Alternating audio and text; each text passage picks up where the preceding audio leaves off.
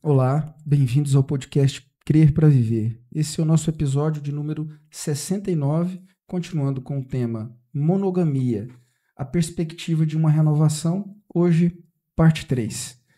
Eu sou Timóteo Madaleno, faço parte de uma mesa com mais dois amigos, né, e irmãos de fé, e eu vou apresentar a gente para os que estão chegando nesse episódio. Eu sou professor de psicologia, tenho um doutorado em psicologia pela UNB, tenho uma formação em psicologia pastoral e urbanidade e atualmente sou professor de psicologia e educação do IFG no campus Goiânia. Do meu lado, o professor Cláudio Ivan de Oliveira. Professor Cláudio, ele é psicólogo de formação, ele tem um doutorado em psicologia pela UNB, ele tem uma formação em teoria social, e ele é professor de História e Epistemologia da Psicologia pela PUC de Goiás. O professor Cláudio também tem uma formação em Psicologia Pastoral e Urbanidade. O professor Anderson Cleiton Pires é filósofo, teólogo, sociólogo. O professor Anderson ele tem um doutorado em Sociologia pela Universidade Federal do Rio Grande do Sul. E ele tem um doutorado em Teologia, em Hermenêutica Bíblica, pela EST de São Leopoldo do Sul. Bem, nós vamos começar agradecendo os que estão com a gente. Como eu falei um episódio passado, ou 2 episódios atrás, agradecer os nossos 3.000 seguidores no YouTube e os vários seguidores que estão em outros canais, né, em outras redes sociais. Vocês podem encontrar os episódios completos, além do YouTube, também no Spotify, na Deezer, na na Apple, né? Apple Podcasts e na Amazon Music. Então lá tem os episódios completos e os cortes também no Instagram e no TikTok. Quem entende que a gente está fazendo um trabalho importante, relevante, e de fato a gente entende isso aqui com um senso de missão, que é a partir da fé cristã tratar de temas urgentes sem medo, sem simplismo, sem romantizar as coisas, tentando fazer diagnóstico mais correto, mais preciso possível, para jogar luz e tentar entender o que a fé cristã propõe de cura, de saúde, para a renovação da vida, das interações nesse mundo complicado que a gente está. A gente está falando de renovação da monogamia. Para quem está chegando agora, eu recomendo voltar nos muitos episódios anteriores, que a gente está tratando da crise da monogamia no mundo atual. Crise do casamento a partir da crise do modelo estabelecido que o orienta.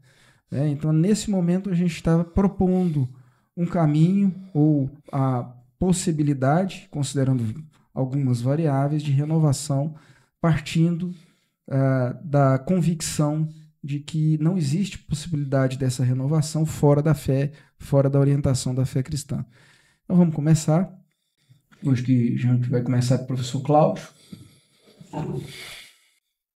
Bom, eu vou trazer um tema que voltou a chamar a atenção das pessoas agora, né?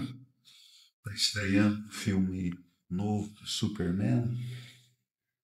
E ao longo da nossa trajetória, minha do professor Anderson, nós trabalhamos várias análises do significado desse fenômeno, da presença dos super-heróis no cinema, porque que isso gerou uma demanda tão grande por parte de um público que lotou os cinemas, né, pelo menos para vários desses filmes. E em 2006 foi lançado o filme Superman, o Retorno.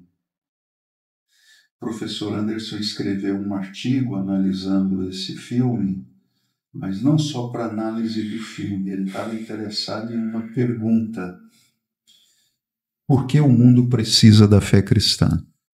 Esse é o título do artigo do professor Anderson, que foi publicado na revista Ultimato. No site da revista Ultimato, digitando Por que o mundo precisa da fé cristã, você encontra esse artigo muito, muito interessante, não é? Então, vamos falar um pouquinho. O filme Superman, o Retorno. Então se fala de uma sociedade carente, não é? A expectativa do reencontro, porque no filme o Superman saiu, ele foi aos destroços de Krypton para tentar encontrar algum vestígio da civilização dele, algo assim, não é? E ele ficou fora por 5 anos. E esses 5 anos, então, foi um momento que se gerou ressentimento, mas, sobretudo, na pergunta que é feita por Lois Lane, não é? Que sente a falta, sente o abandono, e no filme ela escreve um artigo, porque o mundo não precisa do Superman. Esse é o artigo que ela escreve, ganha o prêmio Pulitzer, não é? E ela quer afirmar que o mundo não precisa de um Messias, não precisa de um Salvador. Nós conseguimos nos sair muito bem, não é? Retomando aí, revitalizando os ideais do iluminismo, de um ser humano que é capaz de usar a sua inteligência e solucionar seus próprios problemas. Então, esse é o argumento dela no texto dela, no artigo dela, porque o mundo não precisa do Superman. Porém, o professor Anderson, analisando um pano de fundo existencial para essa pergunta provocativa da Lois Lane, ele identifica um contexto de fragilização da vida humana, um senso de desamparo ontológico que estava presente naquela sociedade, naquele mundo que se sentiu abandonado pelo Salvador, abandonado pelo Superman, não é? Então, um senso de desamparo ontológico tomava conta daquela sociedade, daquele mundo. E esse senso de desamparo tinha um efeito colateral. À medida que todos se sentiam desamparados, eles se sentiam também responsáveis por gerir sua própria vida sem contar com os outros. O outro era percebido como uma ameaça, olhado com desconfiança, não é? Então a gente tem um cenário aqui de um mundo complicado. E o que é que desencadeou esse cenário? Essa é a próxima pergunta do professor Anderson. O que desencadeou esse cenário de um mundo de desamparo ontológico e de desconfiança coletiva, todos desconfiando de todos, não é? É o fato de que o Salvador abandonou o ser humano. Superman saiu, não é? E isso aí vitaliza uma crença matricial oxidante. Uma crença matricial oxidante é aquela que provoca aflição, não é? Provoca multiplicação de crenças também oxidantes que aumentam o capital do medo no nosso sistema cognitivo, na nossa projeção da realidade. E, portanto, um mundo caracterizado por um pessimismo ontológico. Esse é o mundo abandonado pelo Superman, não é? E pela incerteza ontológica também. Do que a gente está falando quando a gente fala de incerteza ontológica? A gente está falando de um mundo em que se olha para o futuro e não há exclamações, certezas, há pontos de interrogação, não é? Então, um mundo em que se dilata o medo, a ansiedade, a incerteza. E toda essa situação revela também um dilema ontosocial do mundo de Lois Lane. Um mundo no qual a liberdade, um valor que é paradigmático da sociedade norte-americana, não é? Mas uma liberdade exercida sem segurança. Uma liberdade exercida sem segurança retira do horizonte da vida a possibilidade da confiança e da esperança. Por quê? Porque livres para escolher todo e qualquer estilo de vida, nós não temos nenhuma certeza de que esse estilo escolhido nos levará a nossa plena realização. E também livres para fazer e flutuar em diversas escolhas identitárias no cotidiano, nós olhamos para a vida a partir de uma ansiedade do não destino, não é? Eu não sei para onde eu estou caminhando. Liberdade sem segurança. Não sei para onde eu estou caminhando. Isso aí estava presente no mundo que se sentiu abandonado pelo Superman, no filme, não é?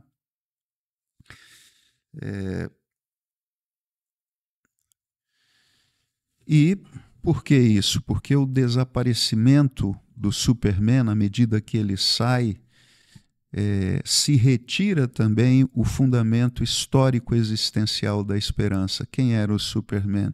Um símbolo, não é? O Superman exercia o papel, numa versão neo-robesiana, do Deus mortal, não é? Aquele que serve de escudo para a vida humana. E agora ele desaparece, não há mais fundamento histórico para a esperança, resta apenas a ausência do Superman. E por isso, sem ele, sem o Superman, o mundo se torna insalubre. Como? Um mundo doente e um mundo que adoece. Um mundo em que há um desencaixe nas lógicas de interação, desconfiança mútua, medo, não é? Desamparo ontológico, sobretudo indivíduos que desconfiam de tudo e de todos, não é? Como diria Jean-Paul Sartre, nesse contexto o outro é entendido como o demônio, não é? Então, o professor Anderson afirma que nesse contexto, estamos falando do contexto do filme, tá? Há uma suspeita de que a vida humana está em xeque, quase mate, dado o seu grau de insegurança e de incerteza.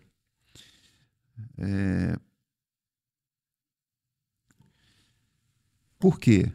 Porque o Superman, aquele que retorna, ele é percebido como o totalmente próximo, não é?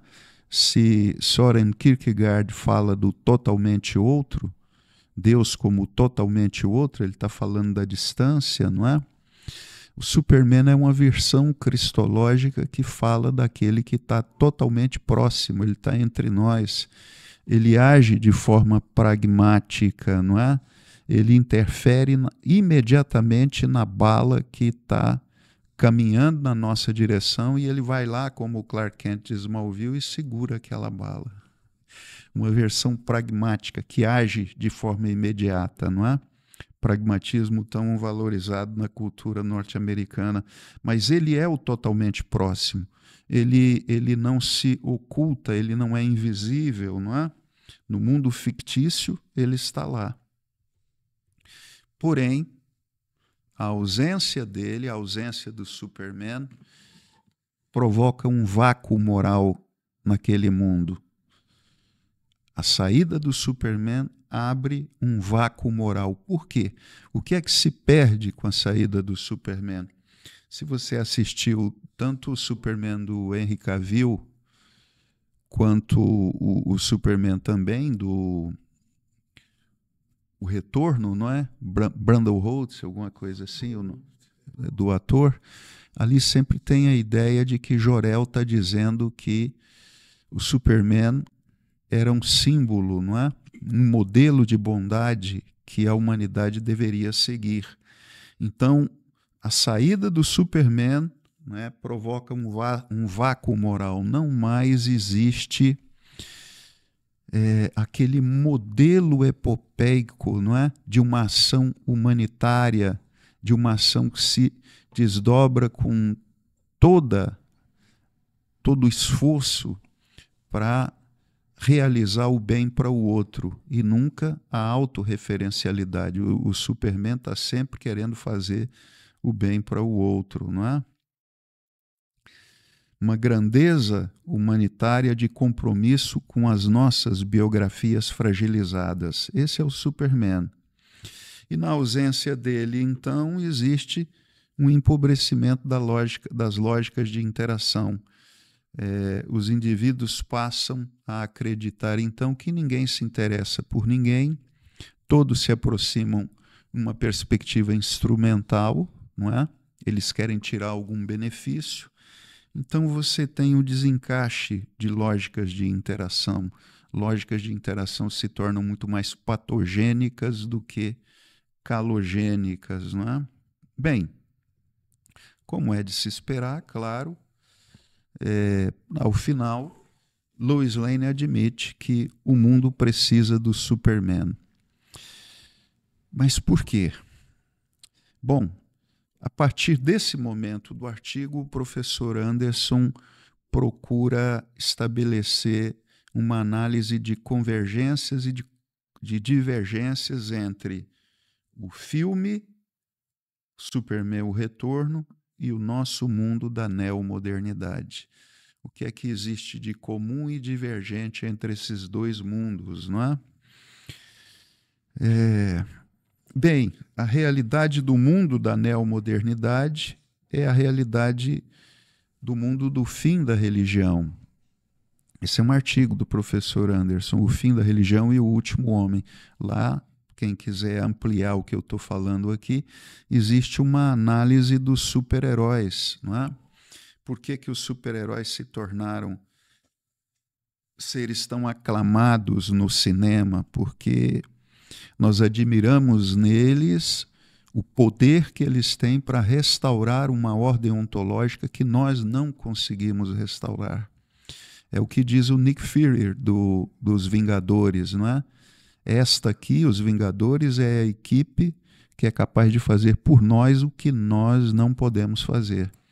Portanto, o super-herói revela a nossa insuficiência para restaurar uma ordem ontológica ameaçadora, não é?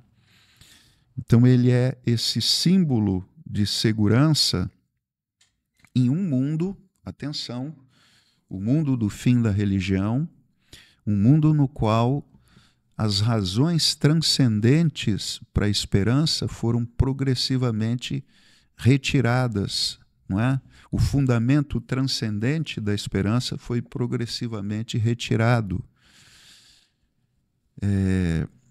Se a gente olhar para todo esse movimento de destranscendentalização da sociedade moderna, não é?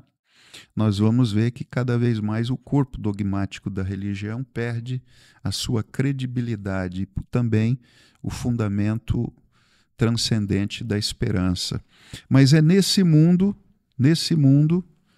que nós identificamos uma convergência entre o filme e a nossa realidade neomoderna, o meu mundo e o seu, não é? Em ambos, no mundo do filme e no nosso mundo, se coloca um problema que é de natureza messiológica, tá? Messiológica.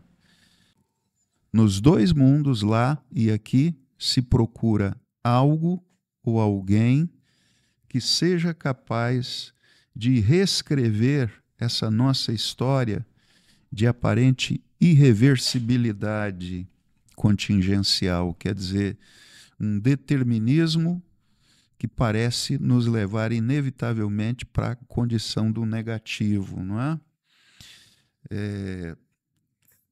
Isso também aparece na abertura da série Smallville, que conta a história do Clark Kent, do Superman, na abertura com a canção.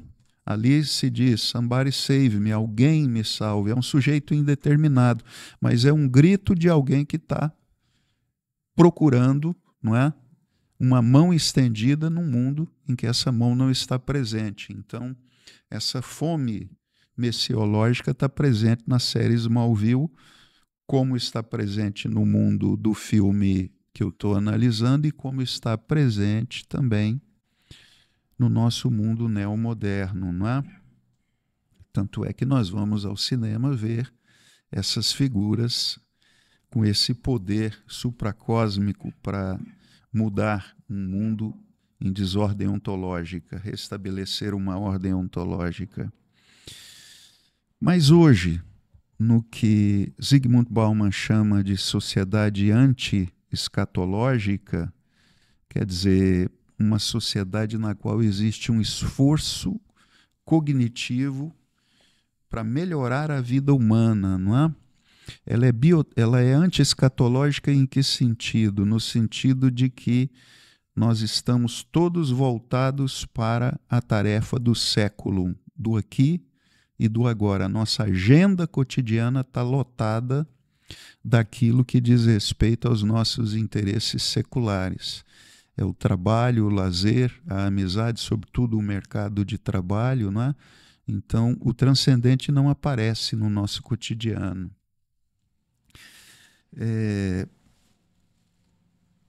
E aí se afirma uma biotecnologia, nessa sociedade anti-escatológica, se afirma uma biotecnologia que quer responder uma panfobia do ser humano. O que é essa biotecnologia? É esse aparato imenso que a gente tem de recursos biotecnológicos para não apenas prolongar a vida, mas fazer com que a vida seja prolongada com vitalidade, com possibilidade de prazer. Não é? Então está aí essa sociedade anti-escatológica de Zygmunt Bauman procurando enfrentar um problema que, na verdade, ou desviar a nossa atenção de um problema que, na verdade, não pode ser negado, não é?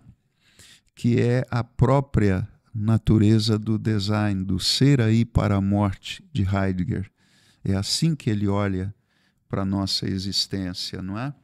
Existe para nós sempre a ameaça do não ser, que é insuperável. A angústia, portanto, mesmo na sociedade biotecnológica, é uma parte constitutiva da psicologia da existência humana, que tem uma direção tânato definida, não é? Definida para a morte, tá? Quem é o Superman? O Superman, quando a gente fala dessa consciência finitizante, desse ser aí para a morte, o Superman é uma projeção hipostática, no sentido de Feuerbach, é uma projeção dessa fome humana de autotranscendência, desse desejo de imortalidade, não é? O Superman é aquele que não envelhece, não é? Pelo menos boa parte do... Existe essa discussão lá, mas ele é aquele que se pensa do ponto de vista de um corpo que não se degrada, não é? Por sinal, lembrando o corpo glorificado do Cristo depois da ressurreição.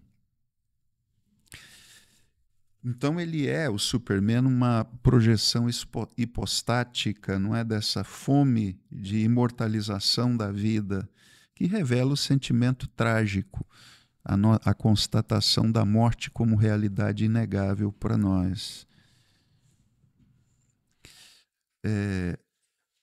Mas essa consciência finitizante, a qual eu estou me referindo aqui, né, ela mostra para nós o caráter indefinitivo de tudo que a gente faz. Tudo que a gente faz acontece em um tempo, em uma cronologia pequena, tudo é apequenante, tudo parece ser colocado sobre essa lógica de que passa, não é? E passa rapidamente. Então, esse senso de indefinitividade de tudo na vida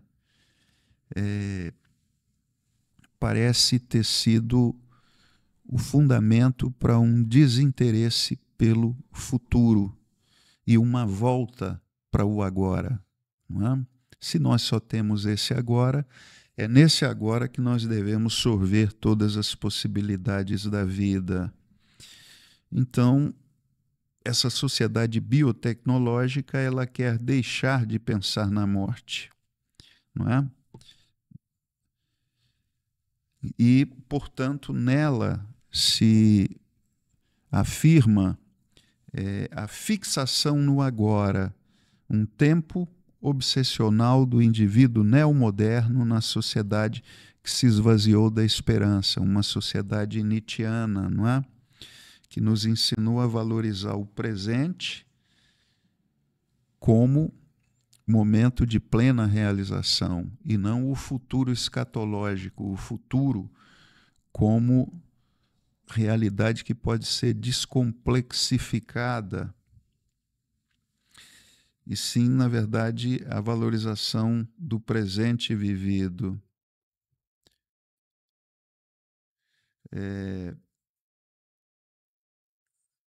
Então, nessa nossa sociedade, a agenda cotidiana desloca a atenção para o presente. É assim que nós vivemos, não é? Bauman chama de sociedade de gratificação imediata. Sem razões transcendentes para significar a história, a ética do bem se transforma em hedonização moral do sentido da vida. O princípio hedônico de uma existência biopsíquica. Se não há razões transcendentes para pensar a vida, então a gente tem uma hedonização moral, ou em outros momentos nós falamos de uma sociedade caracterizada pelo hedonismo cultural, que abre as comportas para plena vazão da libido, para plena realização do prazer, aqui e agora, como um anestésico para não projetar a existência de um futuro que projeta uma grande ansiedade. Não é? O prazer se torna um anestésico que me desconecta de um futuro caracterizado pela ansiedade. Mas também é nessa sociedade que o indivíduo passa a funcionar de forma autorreferencial, autorreferencialidade, nesse mundo da hedonização moral, não é? Se o presente é o tempo privilegiado e se é nele que eu devo me realizar, então eu me torno o meu centro de referência e acontece, então, uma disposição egocêntrica pan-estruturada, não é? Disposição egocêntrica de servir a mim mesmo, não é? O Ulrich Beck fala, um texto dele, Viver a Própria Vida em um Mundo em Fuga. Ulrich Beck nos fala de um mundo em que a corrente fundamental é o indivíduo que faz escolhas autorreferenciadas, não é? Com a finalidade de realizar as suas conquistas e maximizar as suas possibilidades de realização. Ele entende que essa é a grande corrente do mundo contemporâneo. E o professor Anderson Clayton Pires relaciona essa disposição egocêntrica pan-estruturada com o conceito neotestamentário de epitomia, não é? Por quê? Porque esse desejo, epitomia, esse desejo descontrolado, esse desejo que precisa romper com as regras e os limites da civilização, não é? É preciso, então, voltar ao ego primitivo freudiano, não é? Que precisa ser resgatado à medida que a gente rompe com as regras, os limites da civilização. Portanto, surge um cenário de vida em que uma racionalidade de transgressão ela está operando o tempo todo, não é? São indivíduos que se tornam cativos de si mesmo e, portanto, atenção, cada vez com menos noção de limites éticos para a segurança coletiva. Não há uma reflexão ética na ação do indivíduo que se preocupa com a segurança coletiva. O que eu estou fazendo vai danificar a vida do outro ou não? Vai aumentar a chance do outro ficar de pé diante da vida ou vai derrubá-lo, não é? À medida que essa reflexão ética é retirada por parte de um indivíduo que funciona de forma autorreferenciada, a segurança coletiva da vida humana ela fica comprometida, não é? E nasce então um comportamento narcísico no sentido de não enxergar a necessidade do outro. O outro entra num processo de crepúsculo no momento das minhas escolhas. Eu estou olhando sempre para mim e nunca estou olhando para ele, não é? O ego transgressivo torna-se um valor social por excelência. E o que é que surge nessa sociedade? Um conglomerado de egos sobrevivendo em uma sociedade individualizada. O que é isso, uma sociedade individualizada? Uma sociedade em que cada um vive a própria vida, não é? De forma autorreferenciada. E a preocupação com o outro perde a relevância. Esse ego transgressor, em seu modo operante, sobrevive do desejo anômico, da epitomia, um desejo que rompe todas as regras de preservação da boa convivência social e da saúde das interações. Não vive do afeto, não é? E acontece, o resultado de tudo isso, atenção, é o declínio autoritativo da bondade. Eu vou frisar isso aqui. Todo esse cenário que eu pintei nos mostra, resulta no declínio autoritativo da bondade. A bondade torna-se um contravalor nessa sociedade. Na verdade, ela é um anátema, não é? Porque se eu ajo, eu sou agatofóbico, o texto já falou sobre isso. Se eu ajo com bondade, eu me vulnerabilizo, não é? Para o outro. Então, frente a esse cenário, o que a gente constatou nesse cenário? A gente constatou a existência de um mundo em que a bondade se tornou um contravalor. O mundo se tornou insalubre. Os encontros são encontros destrutivos, competitivos, não é?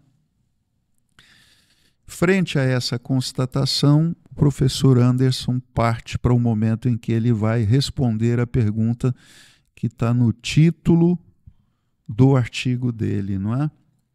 Por que o mundo precisa da fé cristã? Precisa ou não precisa? O professor Anderson diz que a resposta é complicada, mas ela exige uma resposta, não é?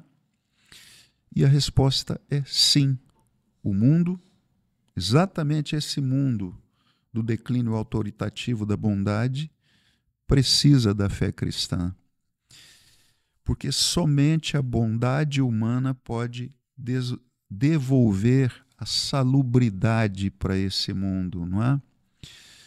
Somente a bondade pode gerar um senso de solidariedade, de encaixe, de lógicas de interação nas quais cada um se abre, se desconecta do seu movimento transgressor e se entrega para a identificação da necessidade do outro e, portanto, que efeito isso tem? Que efeito terapêutico isso tem na nossa sociedade? O efeito terapêutico é a construção, por efeito demonstração, de de interações de natureza altamente terapêutica. Então, quando a fé cristã fala da bondade, ela está apontando uma direção para que a vida humana possa se processar com saúde no mundo, não é? O apóstolo Paulo diz que existe um critério para a gente identificar a ausência da bondade no mundo. Ele diz: seja conhecida de todos os homens a sua bondade. Conhecido aqui é um conhecimento participativo, não é? Então, seja conhecida de todos os homens a vossa bondade. Com a ausência da bondade, a gente tem perguntas complicadas a fazer até sobre a presença da igreja nessa sociedade, não é?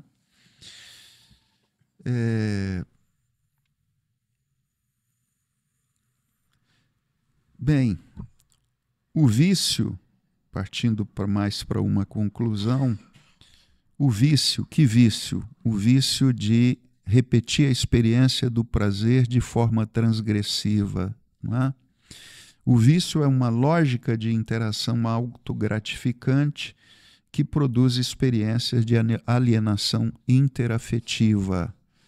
À medida em que o contrário da bondade está operando no mundo, o resultado são alienações interafetivas, quer dizer, o outro se torna cada vez mais distante e menos objeto do meu interesse, do desenvolvimento do meu capital afetivo, não é?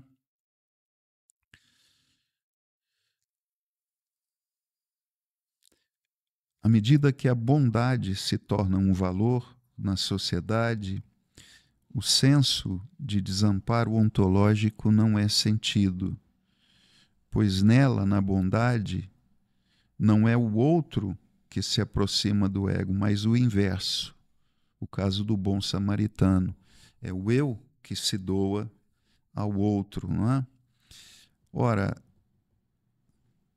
num mundo assim, você pode falar num critério de justiça. As pessoas não vão se sentir lesadas pelas outras. E isso vai reverter aquilo que eu chamei a atenção quando eu falei da desconfiança sistemática de um para com o outro nessa sociedade. No exercício da bondade se desenvolve uma solidariedade orgânica na sociedade, não é? Os encontros se tornam desconflitivos, tá?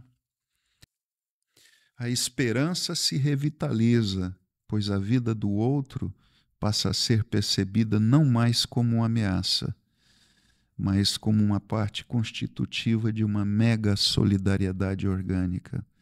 Somente num mundo em que a bondade está presente, isso é possível, não é? Bem, voltemos ao Superman. De fato, no Superman, esse modelo de bondade que é trazido para a fé cristã, ele é colocado nesse personagem mítico do Superman. Ele é de fato esse modelo, não é? Mas o que é que a gente tem no Superman? A gente tem histórias, né? Ficções sobre esses gestos de bondade. E na fé cristã a gente tem exemplos históricos, não é? Do exercício dessa bondade. E se a gente quiser pensar o Superman no contexto de nascimento dele, a sociedade norte-americana foi exatamente essa sociedade que maximizou o desenvolvimento de uma racionalidade capitalística que produziu cada vez mais uma insensibilidade do eu para com o tu. Produziu cada vez mais, então, a valorização daquela máxima de que tempo é dinheiro. Então, eu devo gastar o meu tempo para maximizar a produção e não para exercer um capital afetivo, exercer uma ação de bondade, uma ação solidária em relação ao outro.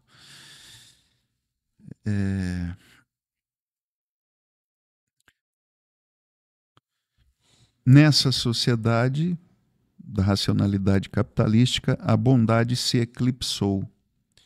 Somente na fé cristã a bondade pode ser reivindicada plenamente pelas razões destranscendentes aqui argumentadas. Pelas razões destranscendentes aqui argumentadas, se pode confirmar a sentença. Sim, o mundo precisa da fé cristã. O mundo sem bondade se torna um mundo adoecido e adoecedor em dimensões micro e macro sociais. Essa é a conclusão do texto. Um belíssimo texto, né? Uhum. Eu me lembro que quando esse texto foi enviado por essa revista, revista eletrônica, né? Ele causou um certo desentendimento, né? Incompreensão, porque se pensava a bondade em termos românticos, né? Teve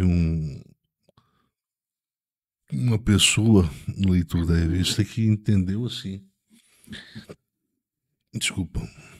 entendeu a bondade, mas com uma finalidade, com uso, né?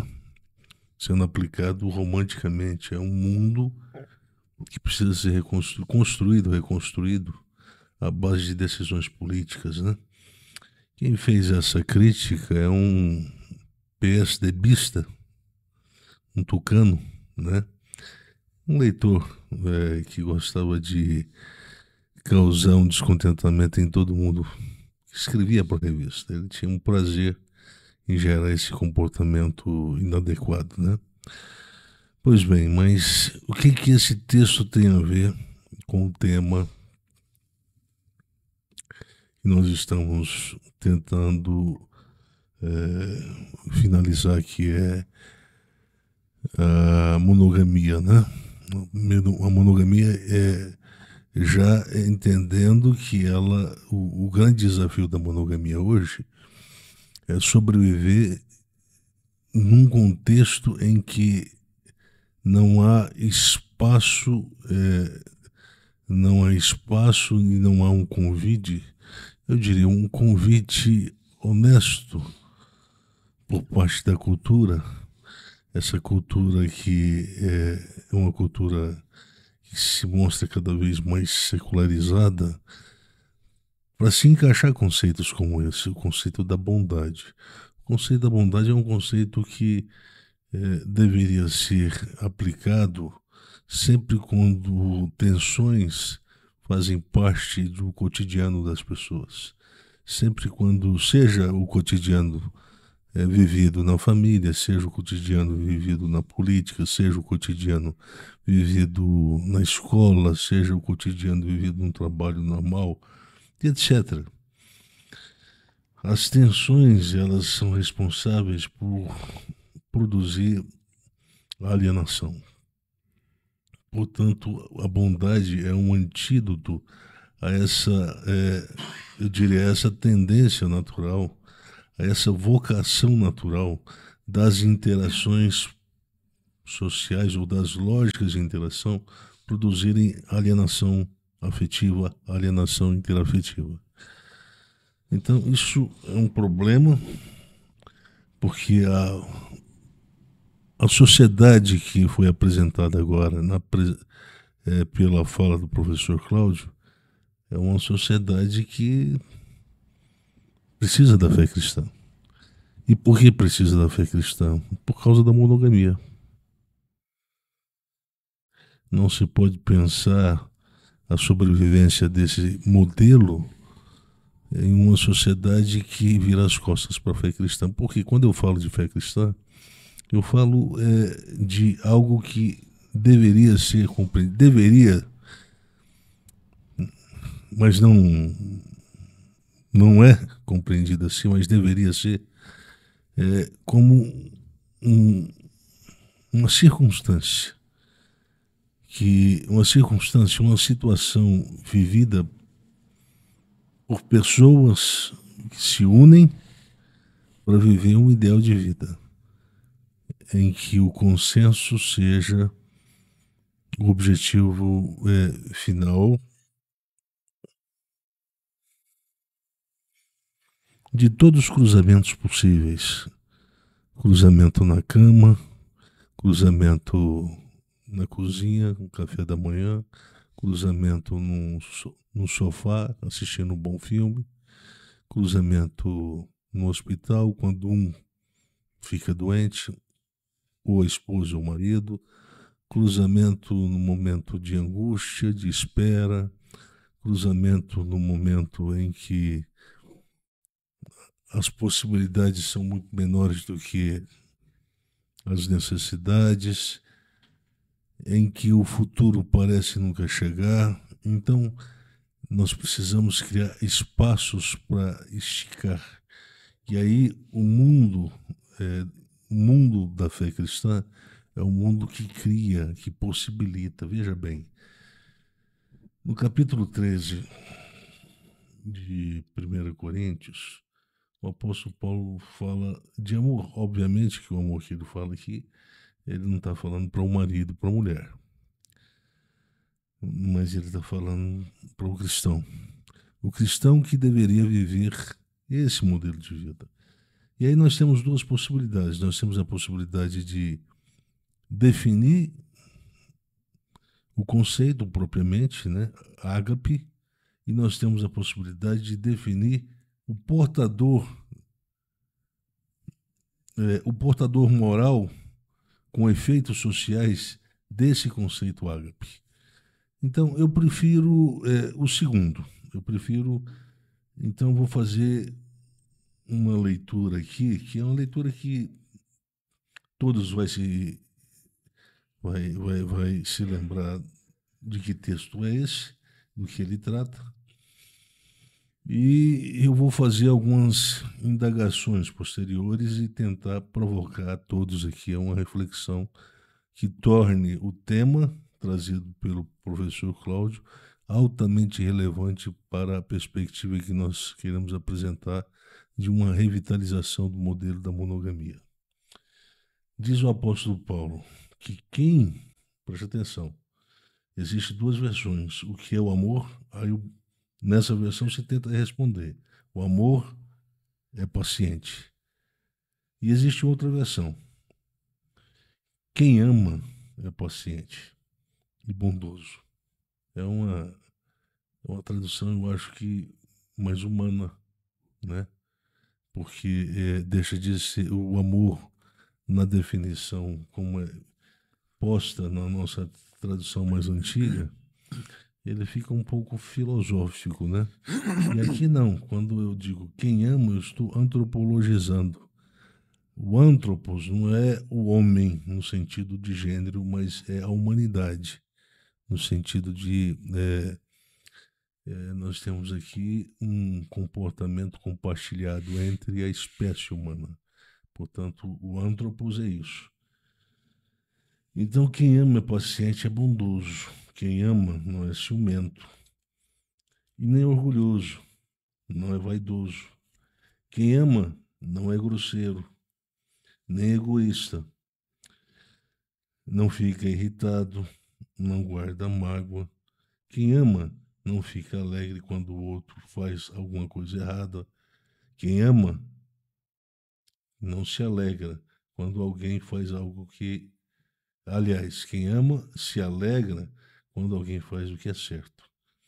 Quem ama nunca desiste, porém suporta tudo com fé, esperança e paciência. É uma tradução um pouco diferente daquela que nós estamos acostumados, né? Acostumados a ouvir.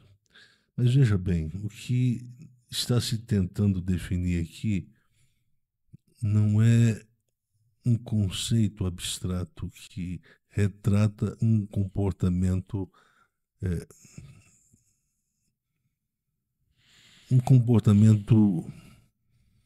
que está para além da possibilidade cotidiana de se viver e de se ter como referência.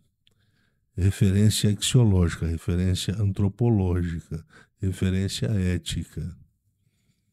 Então, é desse amor que o apóstolo Paulo trata aqui, e que eu achei melhor fazer, então, a opção pela segunda versão, que aponta diretamente para o sujeito que se diz portador da fé cristã. E, portanto, se ele se diz portador da fé cristã, então a sua vida vai ter que apresentar certos predicados, certos adjetivos que vão tornar uma estrutura politicamente tão trincada como foi a monogamia.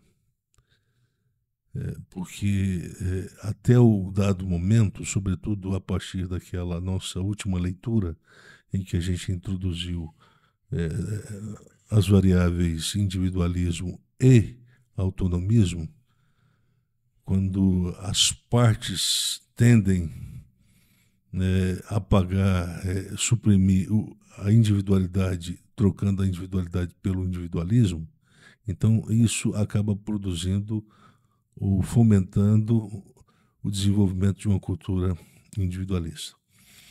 Então, quando se vai para essa direção, então esse conceito de ágape, ele se torna um conceito absolutamente relevante para se pensar a estrutura da relação. Por que eu estou falando isso? Eu pensei, olha, lá atrás, quando nós falamos sobre as deficiências do próprio, eu diria, da estrutura, eu diria, semântica do conceito monogamia, a gente viu que esse conceito tem alguns problemas. Primeiro, sobretudo no contexto do mundo contemporâneo, ou do mundo moderno contemporâneo. Por quê? Porque o mundo ele passou por algumas transformações. Primeiro, a transformação de tornar a realidade uma realidade passível de várias versões, de várias interpretações. O que o pessoal chama muito hoje de narrativas, né? Então, hoje, na tendência do mundo atual, a monogamia tem dificuldade sim, por quê? Porque, via de regra, a competição se dá pela apresentação de divergências na interpretação de mundo que ela e que ele muitas vezes apresentam em discussões que se tornam discussões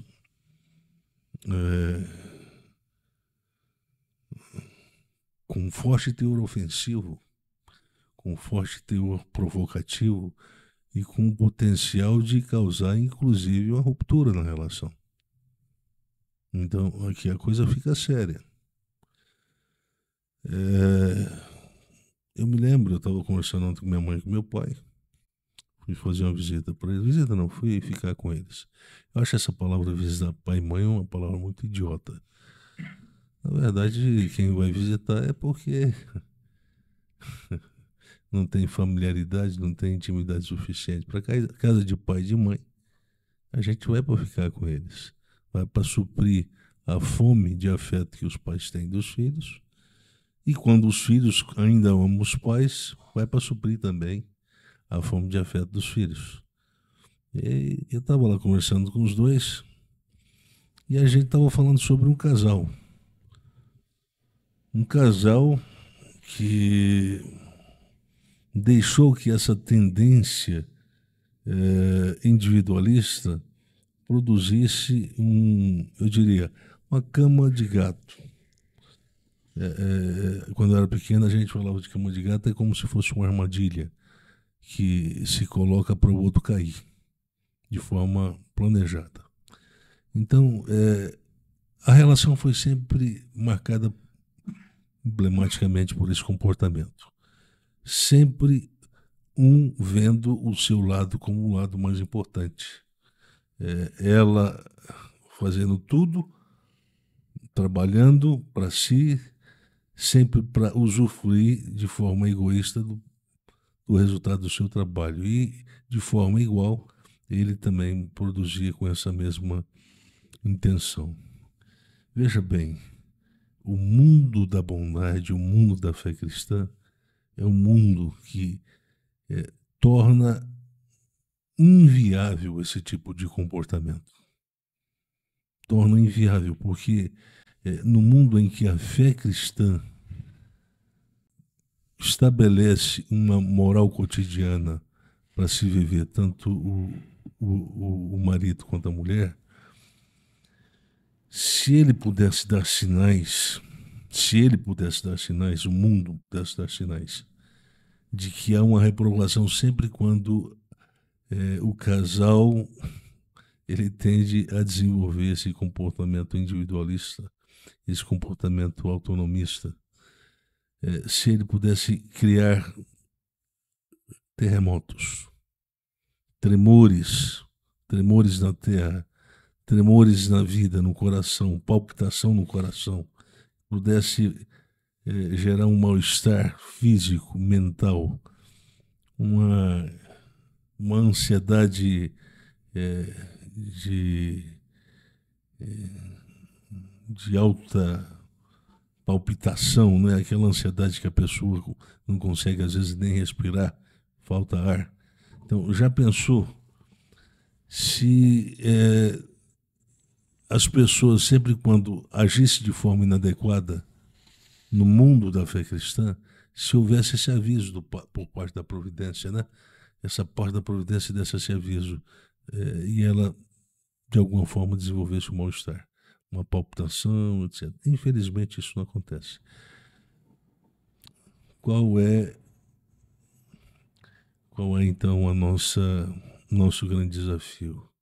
Nosso grande desafio é questionar como é que a gente pode caminhar no mundo em que as luzes foram apagadas. Todas as luzes. E de todas as casas. De todas as pessoas que estavam aparentemente acordadas. E elas agora vivem meio que sem condições para seguir em frente. E deixar-se para os cristãos a missão, talvez mais do que a missão, uma espécie de imperativo, mas um imperativo baseado não no senso de obrigação legal, deixasse para que elas pegassem na mão e conduzisse. Da forma como foi conduzida aquela pessoa que pelo telhado foi trazida até Jesus para ser curada. Olha bem, a fé cristã é um modelo. A fé cristã cria uma circunstância e produz um ambiente. Mas se a gente tiver de olhos fechados, dificilmente a fé cristã vai produzir efeito. Efeito reflexivo, efeito ponderativo. Não é efeito sentimental. Portanto, esse conceito tudo sofre ou tudo suporta, essa tradução é uma tradução perigosa. Porque, via de regra, ela é enviesada por um sentimentalismo, para um psicologismo. Não é para ser entendido dessa forma, porque o cristão nunca é um objeto passivo num processo de interação. Se ele ficar na condição de objeto passivo, então ele tem que abdicar da sua vocação de ser luz do mundo e sal da terra. E esse ser sal da terra e luz do mundo é o que define a vocação também do marido e também da esposa no casamento. Só que a fé vivida ou viciada unicamente pela versão eclesiológica, ela acaba produzindo essa amnésia de que a igreja, ser cristão ou viver na fé cristã, equivale a viver de uma forma eu diria, sociologicamente, não. Socialmente sã, baseado em ritos que são facilmente traduzidos como um agir teatral. As pessoas, elas mostram um afeto que não existe no casamento, dentro do espaço eclesiástico. As pessoas, elas demonstram ter interesse pela vida dos outros, o marido pela vida da mulher, da esposa, a esposa pela vida do marido. Quando estão lá sentados na igreja, existe aproximação. Às vezes a esposa chega até a passar a mão na nuca do marido para fazer um cafuné, mas aquilo só existe dentro daquele espaço. Só dentro daquele espaço. Fora daquele espaço não há o respeito e não existe a devida preocupação em manter uma cultura de realização contínua do bem. Bem é uma construção. O bem é uma lógica de interação. O bem é uma construção que se faz, na perspectiva da fé cristã, de forma sinergética. É a construção que merece tanto a participação dela quanto dele. Então não se dá para pensar, sob hipótese alguma, não se dá para pensar, sob hipótese alguma, desculpa, eu estava vendo o nosso horário aqui, mas estamos dentro. Não se pode pensar, sob hipótese alguma, o casamento está sendo conduzido ou ser conduzido por um único esforço. Isso é individualismo. Isso pode dar vantagem comparativa para ele no momento em que se decidiu o divórcio. Ah, mas o divórcio? Como assim? Por que está falando de divórcio? Não é no mundo em que a fé cristã existe e cria circunstância para evitar exatamente a ruptura? Sim, mas eu estou falando para cegos. Cegos que vivem a mentira de uma relação dentro da igreja e uma política de tudo é para mim e tudo é meu, quando está fora desse espaço eclesiológico. O espaço eclesiológico é um espaço que condiciona. Aí a sociedade também condiciona. Só que as etiquetas que estão dentro do espaço eclesiológico geralmente produz um modelo de vida que não se vê fora da igreja. Então, aparentemente, é um estilo de vida que está coesamente, ela está identificada só dentro daquele espaço, porque é condicionado, é fruto de um condicionamento daquele espaço. Então as pessoas falam mais baixas, as pessoas elas são mais atenciosas, e isso tudo de alguma forma acaba condicionando o marido e a mulher a viverem essa farsa, esse teatro de um casamento que não tem conflito. Quando eu falei que a monogamia é semanticamente, não só semanticamente, mas ela é também, do ponto de vista operacional, ela é um modelo que tende a gerar um senso de insuficiência. É exatamente isso, porque no contexto da igreja existe uma cobrança que é relativamente dura para se pensar os casais. É o contexto de uma fidelidade que tem que ser realizada a qualquer custo. Mas veja bem, quando a gente é fiel, quando a gente não trai a pessoa com quem a gente está no matrimônio, estamos com a pessoa com a qual nós estamos casados, né? Então, a fidelidade é uma coisa que se exerce do ponto de vista real, concreto, ou se pode desenvolver a infidelidade também a nível psicológico, a nível subjetivo, a nível que não pode ser provado, né? Não tem como ser objetivamente provado, Mas acontece, está ali. A gente falou um pouco sobre isso, sobre essa experiência que foi e tem sido objeto também da teoria da sexualidade. Quando se fala de sexualidade, a experiência de sexualidade esquizoide. Essa experiência que leva as pessoas que são objeto de desejo, de cobiça, para um mundo subjetivo, dela ou dele. E ali há sobejas experiências de infidelidade.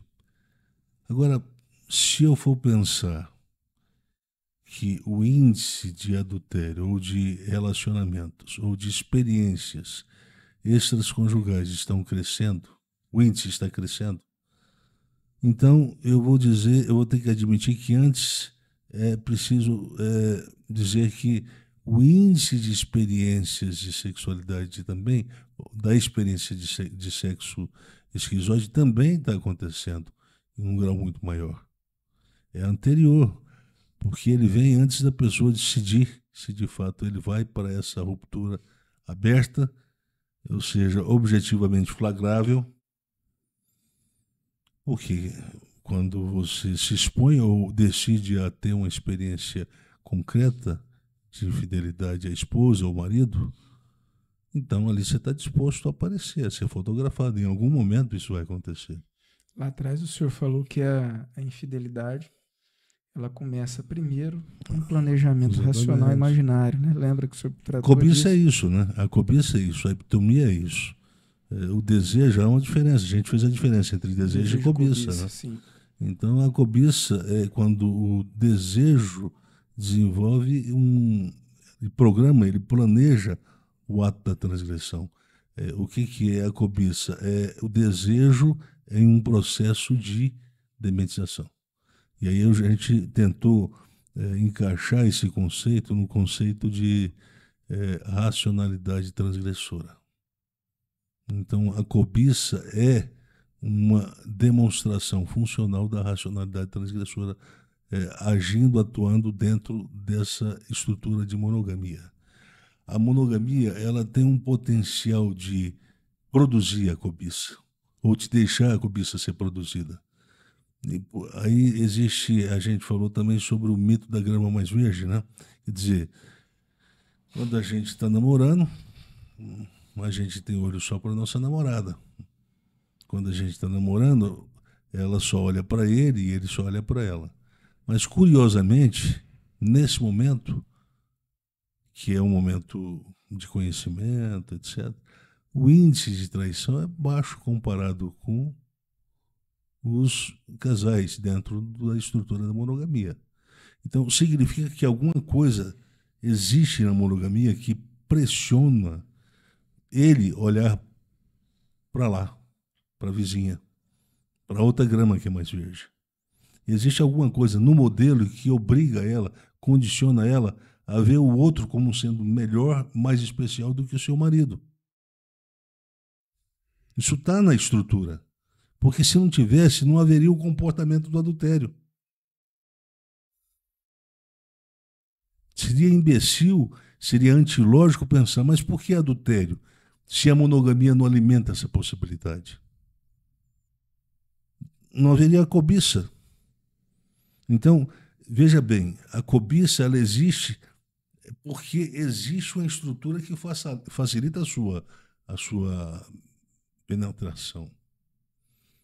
A cobiça ela entra de formas muito sutis, através das intenções subjetivamente dadas nas lógicas de interação estabelecida entre o marido com a mulher, entre a mulher e o seu esposo. Então, veja bem, tudo isso está sendo flagrantemente visto nos filmes, visto nos cinemas, vistos nas novelas, e etc., nos seriados, etc. Eu até citei aqui um filme, um seriado que eu acho ele pesado, não é para qualquer um ver, mas é um seriado que eu acho que é um dos mais perfeitos seriados que trata desse tema, um dos seriados mais bombásticos que já fizeram. Sex Life, o título do seriado. Eu estou dando dica aqui. Eu estou dando dica para os curiosos aqui, né? Pois bem, é um problema sério. Por quê? Porque, via de regra, existem vários elementos, existem situações vividas que são guardadas e são, às vezes, também, não só guardadas, mas protegidas dentro da capacidade anamnética das pessoas que se sentem prejudicados na relação. Aquelas que buscaram fazer a coisa mais certa, mas que teve como pagamento a coisa errada feita por parte da outra. Uma racionalidade de vingança, né? Falamos sobre isso, sim, racionalidade de vingança. Tem gente que se esforça mais para o casamento funcionar, preservar, ser preservado. E outros que se esforçam menos. Existem aqueles que se preocupam em não dar um passo para essa direção para não ter que entregar o casamento e ver ele dissolvê-lo, ser dissolvido. Então, e outros não. Outros não facilitam às vezes. Então, veja bem, essa coisa de brincar com a racionalidade transgressora é uma coisa muito séria. Testar o limite das possibilidades é uma coisa muito séria. É cutucar, eu nem sei se é o leão ou se é uma coisa pior do que o leão, com a vara curta. Então, vamos brincar, vamos dar espaço. Eu conheci uma pessoa, um cara casado, que entrava para fumar baseado, para fumar maconha, lá no meio da universidade. Sempre ele ia acompanhado de outras moças. Mas lá eles não fumavam só maconha. Lá eles ficavam mostrando a genitália um para o outro. Ficavam se tocando. Aí dizia, não, mas não havia a consumação, só o toque sutil. Mas isso é muito bom, isso é muito bonito, né? Você saber que a sua esposa está mostrando a parte íntima dela para o outro, mas é só em toque sutil. É um toque sutil só. Ou você imaginar o seu marido tendo um toque sutil com a amiga dele de trabalho, mas é só um toque sutil. E vai alimentando essa racionalidade transgressora que em algum momento vai produzir uma destruição na relação. Ressentimento. Mas lá atrás, quando a gente era namorado, ela fez isso. Eu nunca superei. Ela deixou a coisa acontecer, eu nunca superei. Lá atrás, ele fez isso. E teve um momento que ele se aproximou de fulana tal, e aí eu percebi que ele não era um homem que eu pudesse, um homem que de fato eu pudesse entregar a minha confiança. E aí essas cobranças que vêm lá de trás, vão alimentando a racionalidade transgressora.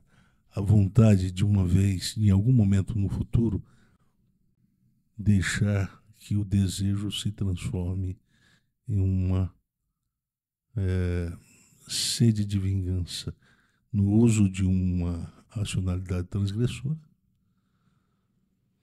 E aí aparece lá no Sex Life um momento, uma parte em que as memórias ressentidas são trazidas na cabeça do marido de um casal que é o casal principal. E aí ele lembra de tudo que ele era ressentido da esposa, inclusive das vezes que ele viu ela tendo uma relação sexual com outro no passado, que ele chegou a ver. E chegou a imaginar também, porque ela, antes de começar uma relação com ele, ela contava sobre a relação dela com outro antes dele. E isso começou a povoar o imaginário. E ele imaginar como é que era isso. Ele fazia comparação entre a performance dele, entre o tamanho da genitália dele e do concorrente, qual que ela tinha mais prazer, e etc. Isso tudo veio na memória dele. Naquele momento, tinha a amiga da esposa dele que estava na frente. E era uma casa de swinger que eles estavam naquele momento. Ela abaixou, simulando um sexo oral, abaixou a cueca dele, e a esposa falou assim, não deixa isso acontecer. Ele olhou para ela e falou assim, ele fez sinal, sim, vai acontecer. É o momento da vingança. É o momento do juízo final para você. E aí aconteceu. E ela começou a chorar, mas não tinha o que fazer, porque, no fundo, ela sabia que ele estava legitimando uma cultura de ressentimento de longa data, presente na fúria de uma racionalidade transgressora, que culminou naquele momento, na realização daquela fantasia. O que é o fundo da fantasia? O pano de fundo da fantasia é o acúmulo da cultura de ressentimento, que vai alimentando uma racionalidade transgressora que começa fraca, vai ganhando força nas memórias das experiências vividas. E com a sua cronicidade, ela se desenvolve, ela se fortalece e se torna uma bactéria, uma superbactéria. E aí não tem mais o que fazer. A única experiência que pode produzir uma falsa pacificação, uma falsa reconciliação entre o marido e a esposa, é isso aí que aconteceu no filme. É deixar o inevitável acontecer, é deixar o pecado, ele tem a experiência do pecado. E aí ele diz, olha, agora sim, agora você errou, eu errei, zerou a nossa conta. Não é assim que acontece? Eu acho que é por aí que acontece. Pessoas que se ferem muito são pessoas que estão desenvolvendo uma escada, estão criando uma escada para chegar lá na frente e realizar exatamente isso. Chegar lá na frente e falar assim, poxa vida, daria para ter evitado isso tudo, mas não, a gente não teve força, a gente não conseguiu. Por que será? Porque a gente não levou o conceito de vida na bondade a sério. Bondade não é sentimento de Papai Noel que se deixa perceber na época de Natal, quando está dando presente para as crianças. Não é isso que é bondade. Bondade é capacidade de resistir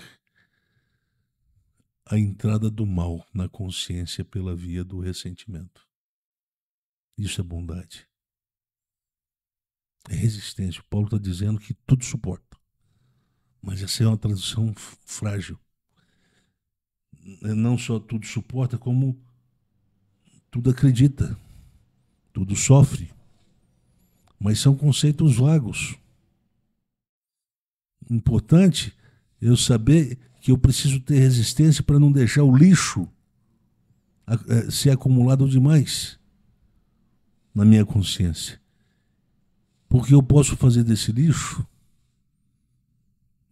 experimento de destruição da relação e da autodestruição do próprio desejo, que tem que ser desejo para ela. No caso do matrimônio, tem que ser desejo para ele. Agora, veja bem, a racionalidade transgressora, quando penetra no desejo de um marido em relação à sua esposa, ele converte, ele despotencia esse desejo, ou ele democratiza esse desejo, torna ele possível de ser experimentado ou ter uma outra mulher como cúmplice ou como participante de uma experiência, ou de um experimento, né, Um experimento que ninguém sabe para onde vai ou no que vai dar. Então, veja bem, nós estamos vivendo um dilema hoje em dia, porque a monogamia está passando por tudo isso. Ora, eu vi que o tema começou a aparecer no YouTube. Talvez os nossos vídeos estão sendo vistos pelos líderes da igreja brasileira. E aí eles começam a dar os recadinhos deles. E são recadinhos que não funcionam. Porque nós temos que ler corretamente a Bíblia, e para se ler a Bíblia, nós temos que saber exatamente como a gente procede. Existe método apropriado para se ler a Bíblia, como se existe um método apropriado para fazer uma leitura de certos exames, para dar um diagnóstico para um paciente. Então, não é de qualquer forma. Mas eu sei ler o grego, eu sei ler o hebraico. Sim, isso ajuda um pouco, mas não resolve. Mas, além de ser um bom leitor da Bíblia, você tem que desenvolver métodos, se ler a Bíblia. Mais do que isso, você tem que saber ler o contexto em que a sociedade vive, que valores e que crenças, portanto, qual a expressão cultural que é arquetípica dessa sociedade, que torna o convite para se viver a fidelidade no casamento um convite praticamente insustentável. Praticamente insustentável. Eu penso que nós poderemos cessar por aqui, né? Temos mais um? Então vamos cessar esse por aqui. Vamos dar uma descansadinha, né? E aí a gente volta no próximo episódio. A gente volta para continuar falando sobre esse tema. E eu espero que eu consiga finalizar ele no próximo episódio, né? Porque tem um tema novo que está chegando aí para o nosso podcast. E eu quero, então, depois de uma longas semanas, né? A gente trabalhou esse tema do matrimônio porque é um tema que era necessário. E então, espero que até aqui tenha ficado claro o nosso objetivo de falar sobre o tema da monogamia e que a nossa fala tenha despertado as pessoas de uma forma mais sadia e mais positiva, né? Então a gente fica por aqui. Passo a palavra agora, então, para o professor Cláudio. Quer considerar? Não, acho que a gente conseguiu desenvolver bem o tema. Então, para quem chegou até aqui, para quem teve a coragem de ouvir e pensar a própria vida sem medo, né? Ou que está processando isso ainda, seja qual for o caso, a gente não falaria nada disso se a gente não acreditasse que há uma possibilidade de renovação. Essa renovação, ela não acontece porque está novo, né? Mas sim porque estragou. Então a gente está falando para isso mesmo, para quem identifica esses problemas ao invés de tentar fugir deles, né? Para quem quer olhar ao invés de fechar os olhos. E se você entende que é relevante, tem uma coisa muito simples de fazer que ajuda muito esse conteúdo a chegar mais longe, que é simplesmente dar um like, curtir o episódio. Primeiro passo mais simples, né? Verificar se está inscrito no canal, seja onde for que você está vendo ou ouvindo. Compartilhar isso e conversar com as pessoas, comentar com as pessoas de que isso aqui está sendo feito, né? E que o acesso é gratuito. Se você entende que é relevante e que merece, né, a ajuda que a gente precisa para fazer esse trabalho, né? A gente sempre está dizendo que a gente não tem interesse em receber dividendo disso, né? Ninguém vai retirar qualquer valor financeiro disso, mas a gente tem um custo. Então, para quem desejar ser um colaborador, né, e contribuir financeiramente para ajudar a gente a manter e divulgar, o Pix do podcast é o e-mail do podcast crerpraviver@gmail.com. Então, muito obrigado. Espero que vocês continuem com a gente no próximo episódio. Até lá.